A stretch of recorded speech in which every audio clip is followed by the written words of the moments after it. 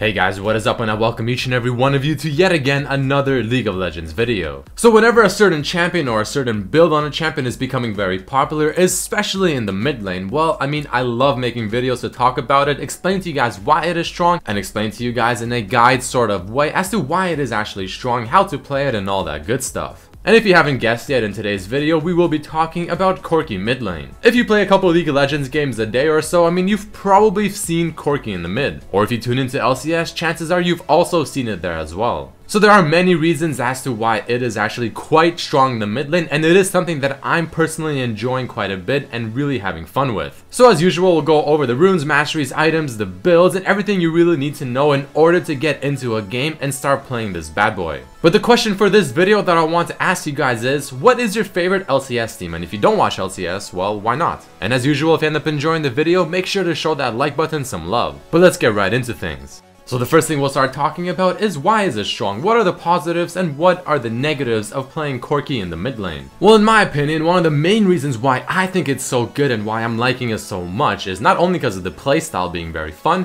but his passive being absolutely amazing. And I'm not referring to the package that he gets every 8 minutes. I'm talking about the passive where it makes his basic attacks to deal 55% of the total damage as physical and the other 55% as magical, not only splitting up the damage, making him a natural hybrid type champion, so it's very difficult to build resistances towards it, but also being able to do 110% AD damage. Now, this is a really good passive, but in my opinion, it is sort of a double-edged sword. Because at the end of the day, dealing 2 types of damage without really having the option to kind of stop doing 2 types of damage means that you can't focus on maybe just physical or just magical. You're always kind of doing a bit of both and being just kind of okay at doing a bit of both. You don't really excel at one or the other. Again, not really a bad thing, but it is sort of a double-edged sword. But on top of that, it's still a fantastic passive, but he has a second passive where it is also quite good. The package that spawns every 8 minutes or so is very, very strong. It does a lot of damage, it has huge range, and really just makes so much playmaking potential. And it works even better as a mid laner because, well, as a mid laner, you should be roaming quite often to begin with, and this helps you roam so much easier. Not only do you get that ridiculously sweet range, but you get the instant home guard effect, so you can get to the place you want to roam to almost instantly from base, make your play happen, probably get a kill, and then go back to mid lane. So it just fits the playstyle of a mid laner with just the passive already. But then the way Corki plays also with his Q and his ultimate is very fitting of a mid laner as well, being very kind of AoE damage, poke heavy, and has decent wave clear. He synergizes with Trinity Force exceptionally well because you can proc the Sheen effect very easily with either your Q, your E, or your ultimate with the several stacks you have on it. Once you get Rapid Fire Cannon as your third item, your power spike is gonna be out of this world, and I promise you, if you've never played this before, once you get the Rapid Fire Cannon, as long as you're not behind, you will be surprised at the damage you can do. Oh yeah, and he is a hybrid champion that deals a decent amount of magical and physical damage, but to make things even better, you have his E ability, which even then shreds the resistances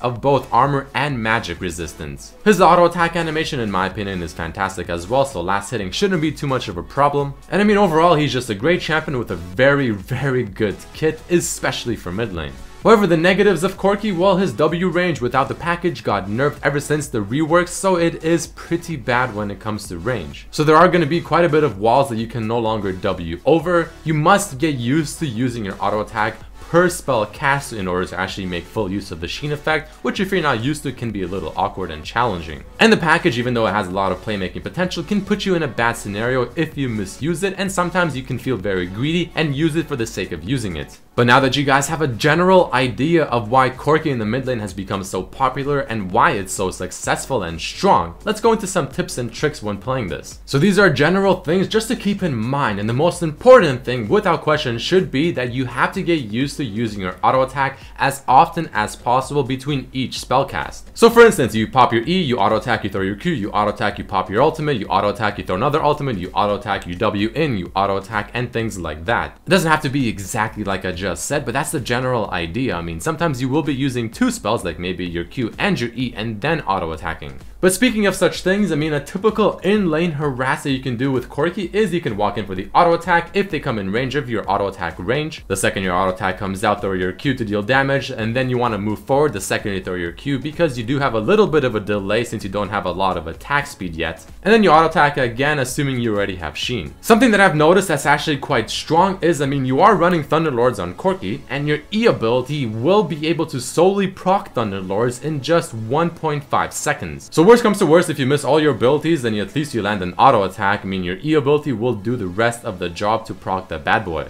However, when we're talking about a full trade combo, maybe in a team fight or something, you usually want to start off by using your E ability and then either auto attacking or throwing your ultimate and then auto attacking again. Then you throw your Q, then you auto attack again, and then you start throwing out your ultimate per auto attack in between. Or if you're going for a sort of quick burst combo, then you can instantly just use your Q followed by your ultimate as well, throw in the auto attack with rapid fire cannon if you already have it, and then pop your E, auto attack again, and things like that. Or you can instead use your Q and your E, auto attack, ult, auto attack. But essentially, you always want to make sure you do use your E ability because it's not an ability you should be holding on to. You should use it almost whenever you're doing any form of action. And before we get into the actual item builds, runes, and masteries, let's quickly mention what abilities you want to level in what order and what summoner spells to use. So almost always you'll want to start off with your Q ability first. Again, this is primarily for mid lane. Bot lane can be a little different, but chances are it is the same. At level 2, usually you want to put a point in your W, though there are some exceptions. Level 3, put another point into Q, and then level 4, put that point into the E ability, and then from then on forth, max your Q first,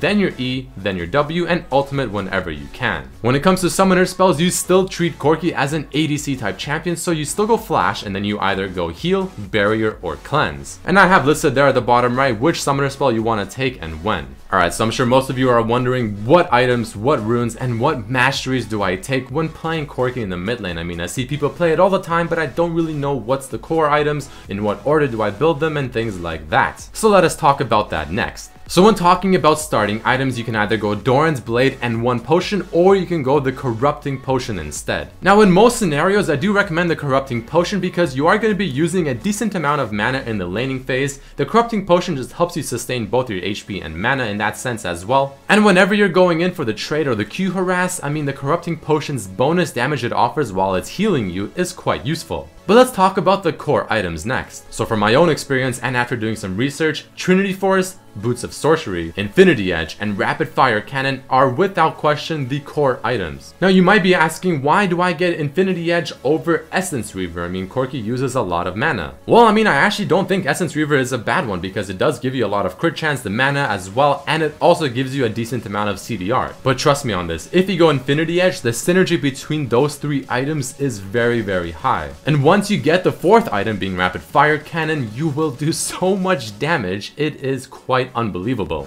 And the bonus crit damage offered by Infinity Edge makes this so much better. But regardless, after you get those 4 items, usually I do recommend the Mercurial Scimitar because, well, I mean, you need lifesteal, and the QSS effect is just absolutely wonderful at the very moment. Following that, if they have a lot of assassins, you can either go Bloodthirster for the shield, or something that I personally recommend, Sterak's Gauge, because it works very well with the Trinity Force. Essence Reaver also isn't really a bad option here either if they have a lot of magic damage, either Banshee's Veil or Maw of Malmorius. At the end of the day, it really just comes down to what are you facing. And at the very bottom, you can also see an example build path so you know which items I recommend to get in what order. So I recommend picking up the Sheen as your first item because then you can go a bit more aggressive in the laning phase using your auto attacks per spell. The damage is very, very high. After that, you want to get the Phage, finish off the Triforce, start working towards the Infinity Edge, followed by the Rapid Fire Cannon, and then probably start working towards the Mercurial Scimitar. And here's a general template that I recommend for the runes and the masteries. So talking about the masteries first, you go 12, 18, 0. This one should be somewhat self-explanatory. Thunderlords is fantastic on Corki. You proc both parts of it so it scales decently well. It works with your burst, and of course precision works very well on Corki since you are very hybrid oriented. Now when it comes to the runes, this is where you can go a little bit more crazy. At the moment in this example, I have flat AD reds, flat armor yellows, either flat MR or MR per level blues, and then attack speed quints. However, I have seen some players take hybrid penetration reds instead, though personally I don't like it it as much. I like the flat AD more because it does give you a little bit of that extra spike in the laning phase. If you're facing an AD champion in the mid lane, then you want to get the flat armor yellows. If you're facing an AP champion mid lane, you go either flat HP or HP per level. And then for the blues, if you're facing an AP champion mid lane, go either flat MR or MR per level blues, just depends on the champion you're facing and how aggressive that champion tends to be in the laning phase. Or if you're facing an AD champion mid lane, you get some of the CDR blues instead. So now that we got all of that out of the way, let's talk about the final thing in the video, my final overall rating. I decided to give him a very respectable 8.5 out of 10 because it is generally very strong. He has an absolutely ridiculously overloaded passive. He's very fun to play, which is a huge plus as well, so you generally will or you should enjoy playing this. He synergizes very well with the items you get. I mean, the power spike you get with Rapid Fire Cannon with the Triforce and Infinity Edge is actually quite strong. Like, you guys, if you really haven't played it, you are just gonna be surprised. He has the Wave Clear, he has the Poke, he has the Shred on his E ability for maybe tanks or even the squishies. And I mean, overall, he just works. It's really that simple. The bad thing is, unfortunately, his W without the package is quite poor when it comes to range, and there's a lot of walls he cannot go over anymore. The missile speed on his Q ever since a while ago has been nerfed down to the point where it is very slow, but it is still definitely easy to land if you're used to it. The package can potentially make you make some